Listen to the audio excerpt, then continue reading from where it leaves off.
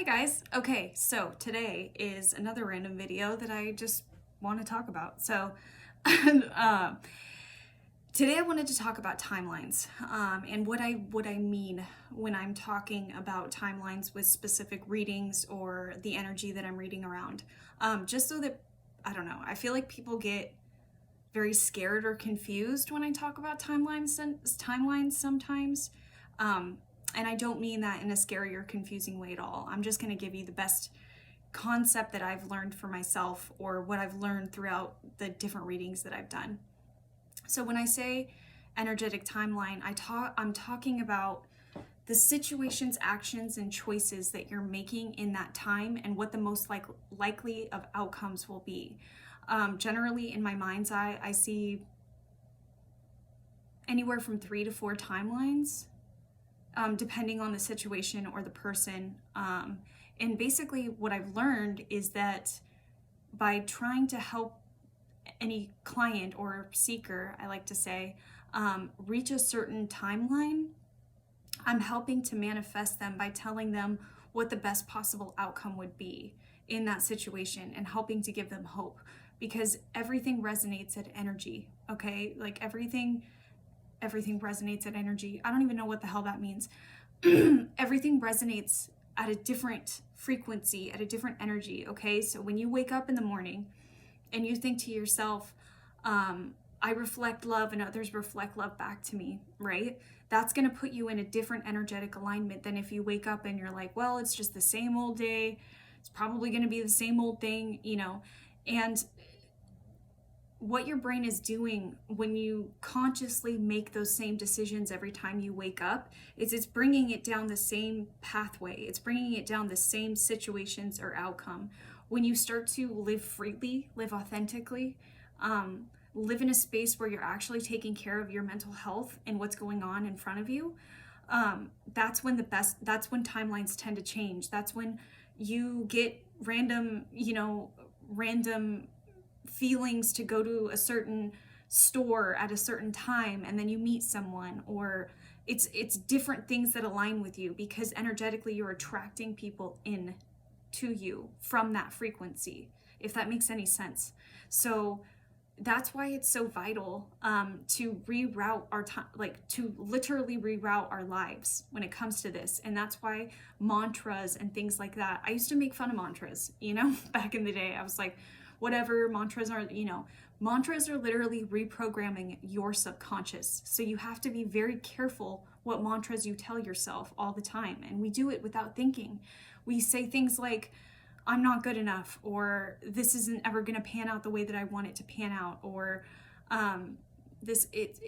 when you keep an optimistic outlook and you think things for the best, that's when things end up being for the best. And they may not energetically align to exactly what you see. And that's why when you're manifesting, it's so important to really take into consideration what your thought patterns are, how you feel the outcome is going to be, because you are the co-creator with the universe. And it's not like people are trying to boost you up or make you sit on rainbows by saying that. You literally are.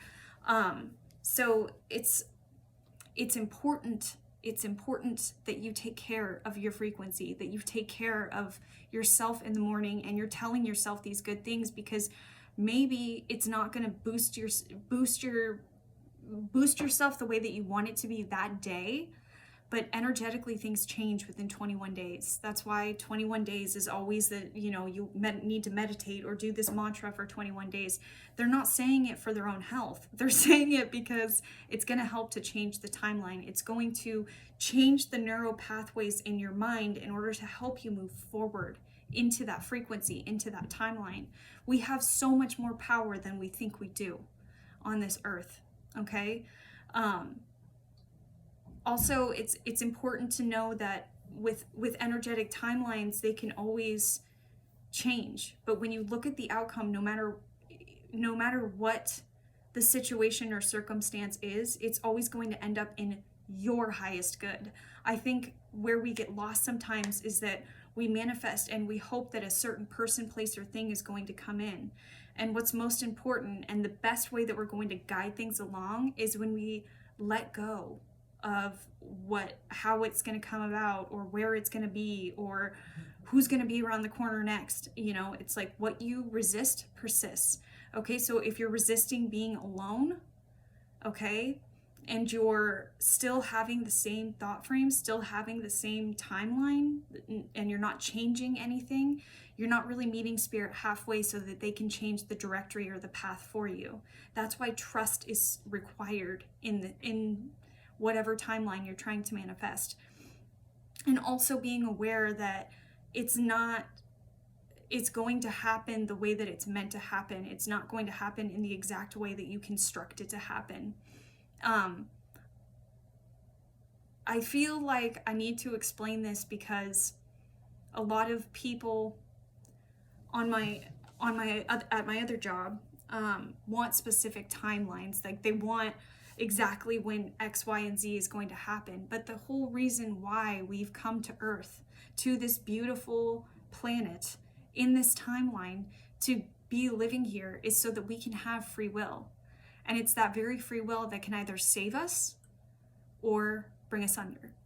And that's why being here is such a test, because free will changes everything, and also because of that factor, when we want something to happen, we need to literally ask for help, okay? Like our spirit guides and our angels are all around us. But because our earth is filled with free will, which a lot of you, if you're watching this video, you're probably a starseed anyways, and you helped to create this very universe. You helped to create exactly what you're living in currently, and your soul wanted to experience what it was like to be in free will, to make these choices, to have these hard tests come up, and for you to be diligent in who you are as a person and in your own growth. And sometimes that growth can be very uncomfortable. Sometimes it can be a situation where we really, really, really want this relationship or this person to work out, and it doesn't work out, or it's not meant for us, and then we get stuck and we feel like this is the only way, and it's not.